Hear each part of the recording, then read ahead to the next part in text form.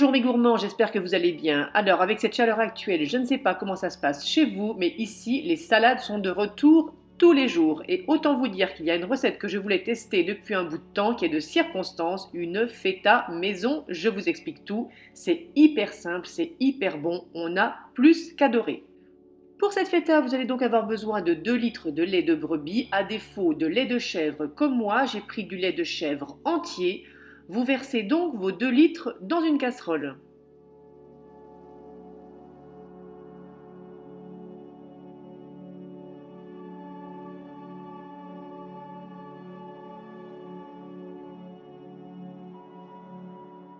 Vous allez remuer votre lait non-stop à feu doux parce qu'on ne veut pas qu'il accroche dans le fond de la casserole et vous le portez à 35 degrés.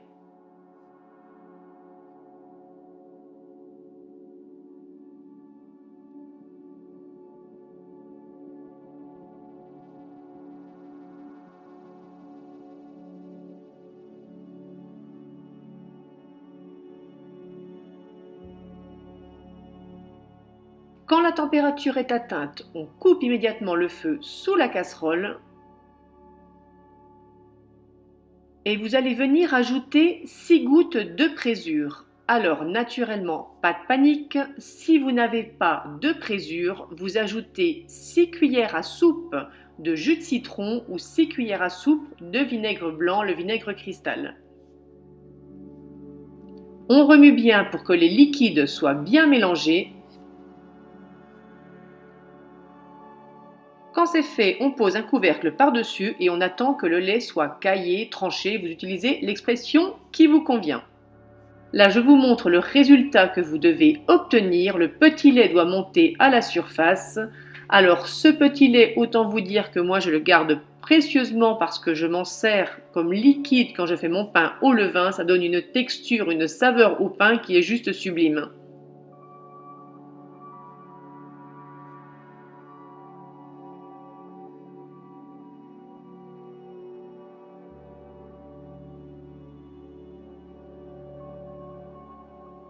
Je ne vous l'ai pas encore précisé, mais vous avez vu mon système. J'ai mis une passoire avec un linge propre dedans. Naturellement, si vous avez une étamine, c'est encore mieux.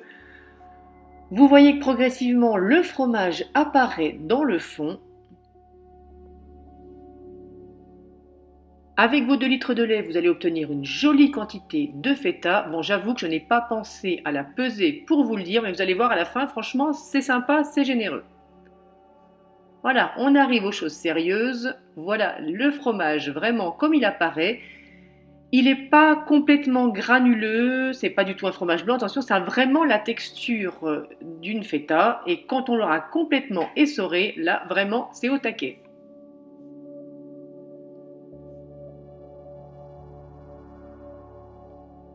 On met donc tout notre fromage dans la passoire.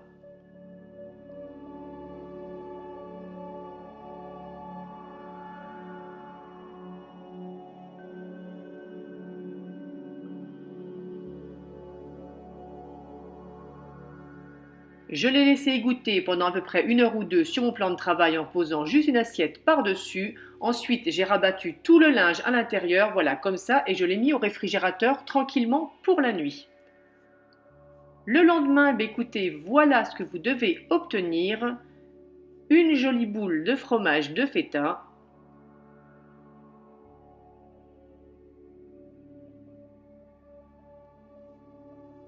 Vous le débarrassez dans votre assiette.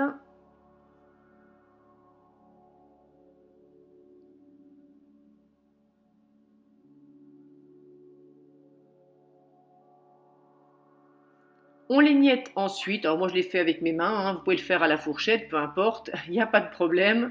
On va venir mettre dessus une cuillère à café de sel fin et on va bien le remuer à la fourchette.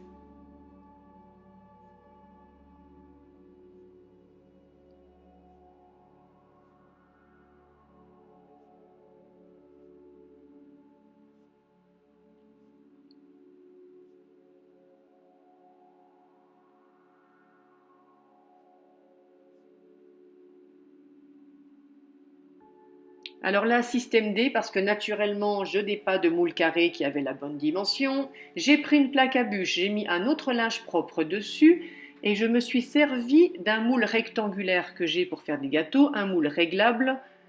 J'ai débarrassé ma feta sur un angle.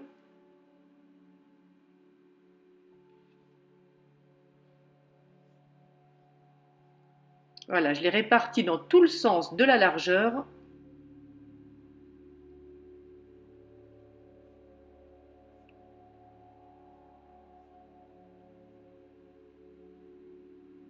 Je me suis servi de l'autre extrémité pour le resserrer, pour lui donner une forme rectangulaire.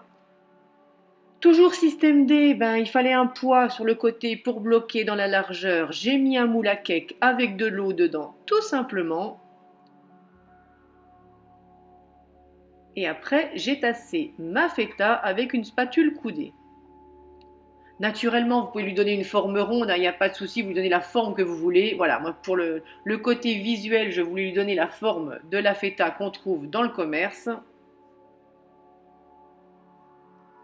Vous lissez bien toute la surface, vous tassez au maximum.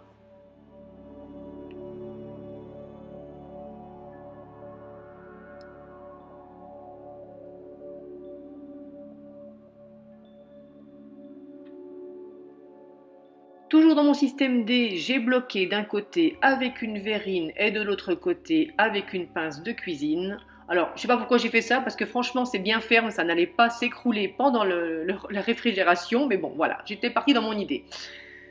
J'ai rabattu mon linge par-dessus, et alors attention, on continue le système débrouille.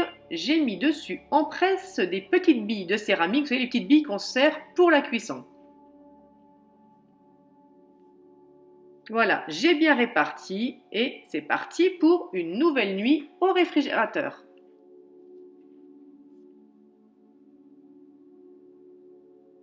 Le lendemain, écoutez, vous avez compris, il ne reste plus qu'à démouler. On retire naturellement les billes.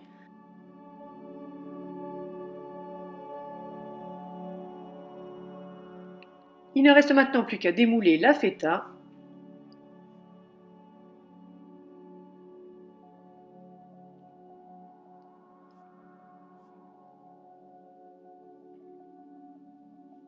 Voilà, c'est ce que je vous avais dit. Franchement, on a une belle quantité pour les 2 litres.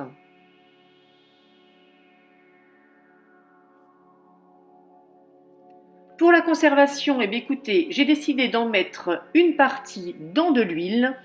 Donc j'ai ébouillanté une verrine, un bocal pour qu'il soit bien aseptisé. Dedans, j'ai mis du thym, 2 gousses d'ail et j'ai décidé de couper des cubes de feta.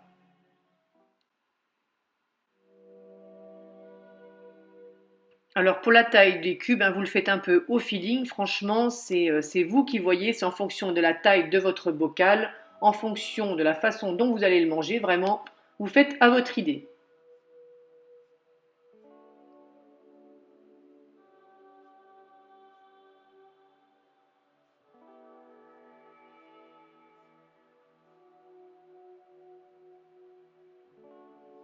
Vous remplissez votre bocal.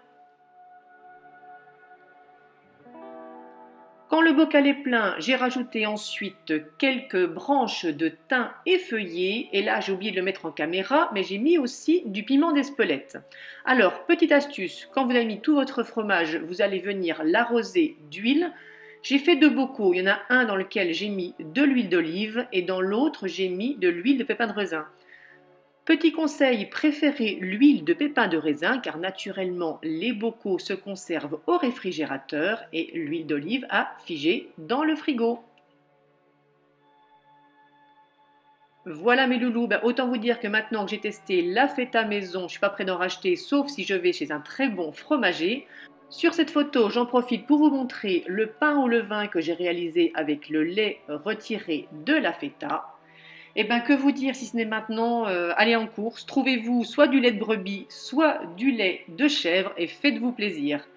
Merci d'avoir partagé ce moment de cuisine avec moi. Je vous fais comme à chaque fois des gros bisous sucrés et je vous dis à très vite pour une prochaine recette.